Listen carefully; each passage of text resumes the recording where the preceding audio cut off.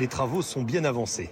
Avant d'attaquer les finitions, c'est le bon moment pour aménager un espace de travail dans une chambre. On a conçu du coup un espace dédié ici qui va servir de bureau. Je peux décider de fermer la porte vraiment pour un espace sonore complètement insonorisé, ou je peux tout simplement décider de laisser la porte ouverte et cette fois-ci j'ai une oreille sur mes enfants pendant que je travaille en même temps. Sur ce long mur, le bureau, pliable, vient s'intégrer discrètement au reste de la maison. De plus en plus, depuis la fin du confinement, on a des demandes comme ça de vouloir isoler vraiment ces zones, de vouloir apporter de l'acoustique, de créer des zones de jeux d'enfants dédiées aussi. Autre chantier, un appartement en plein centre-ville.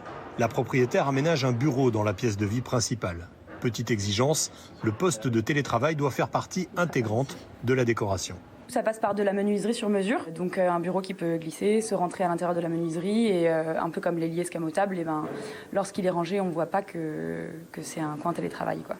Dans un futur proche, on peut donc imaginer qu'il y aura des bureaux dans tous les logements, ou presque. De plus en plus, les gens vont télétravailler chez eux, avec de l'aménagement aussi sur les balcons pour pouvoir avoir une zone de vie un petit peu différente, avoir du soleil. Enfin voilà, on voit qu'il y a une pensée qui est un peu différente des clients en ce moment, depuis le confinement. Un bureau à domicile coûte en moyenne entre 5 et 10 000 euros. D'après plusieurs enquêtes, depuis la fin du confinement, un quart des Français souhaitent travailler à la maison.